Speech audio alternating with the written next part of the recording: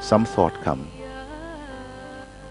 many thoughts come, thousands of thoughts come, and they don't catch your attention. Why?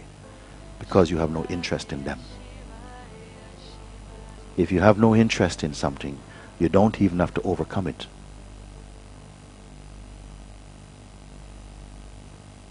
It is the interest that ignites and energizes the thought activity. To be interested means you begin to engage personally with something. So this thought comes, feelings arise like themselves. If no judgment rushes towards them like they should not be, or I prefer this type of feeling and not this type of feeling. The minute you enter into that arena to start to police your feelings, then somehow you create some further noise come into it. You must learn also just to observe, initially just to observe. These thoughts come, and then there's an inner reaction to some thoughts, and to find out where this, for whom is this inner reaction, you see. You can look like that. These things I will repeat over and over again. Gradually, slowly, it will seep into the consciousness and remain there as clarity for you. If you don't divide and if you don't judge on the basis of, this is happening to me, I want to stop it, but simply stay in that passive observation where thoughts are arising, actions and reactions are taking place, but I am not reacting. What is not reacting. If that is seen, then no trouble will come out of it. And there will not be a registration that that is an important event. It's insignificant. Like other thoughts that you're not interested in also. They come and go.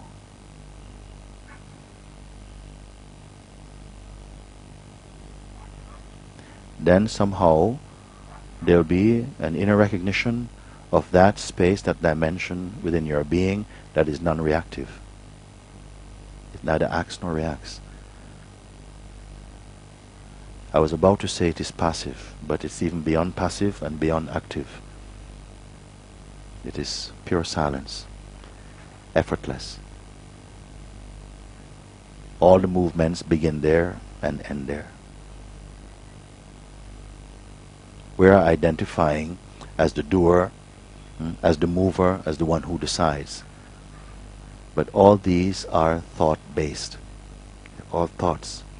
Even the one who is saying, I'm saying for you now, the one who is saying, this is so difficult for me and I tried. This one itself is a thought. It is the first and most intimate thought. And so it goes undiscovered. Other thoughts are depending upon this primary thought. This is the seed thought. Without the arising of this thought, all other thoughts, they are impotent. They have nothing to develop upon. This feeling, I have to do it, and of course, exercises, disciplines, arises for this one, to help it on its journey to discover its true nature, which it always is at the root. But because it is a modification, it's a distortion, it's imagined. And this is what has to be exposed, recognized. And we, the self, have developed a fondness, an attraction, an affection for this I-me thought.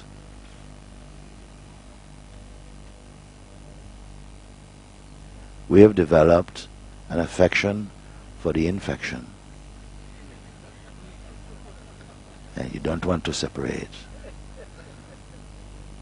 We feel that somehow the loss or diminishing of this thought is a significant loss of my being, which is completely illusory, not true.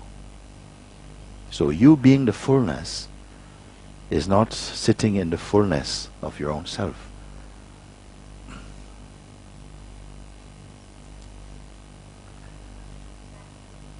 When this recognition, I use the term incubate in itself.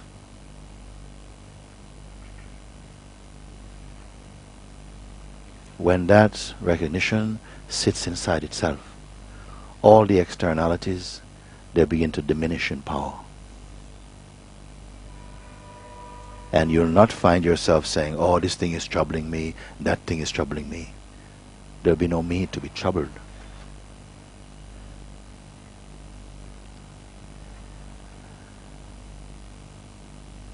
The me who is troubled is itself trouble. The me who is troubled, presently we believe, we identify. We, when I say we, what am I referring? You as the pure consciousness. This is what is stable. You are consciousness. You are that self. You are the awareness itself. The me aspect of it, it's only a costume that the pure consciousness wears for a time, a lifetime. The challenge, if there is one, is to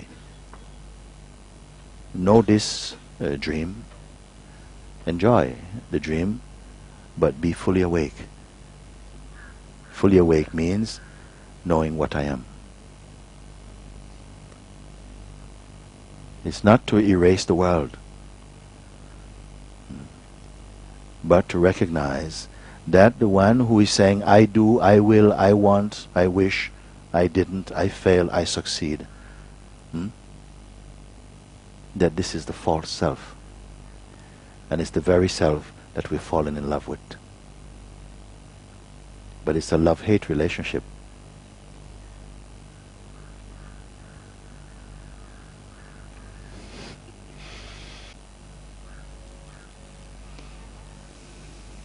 Trying to use this limited sense of I to discover the Supreme.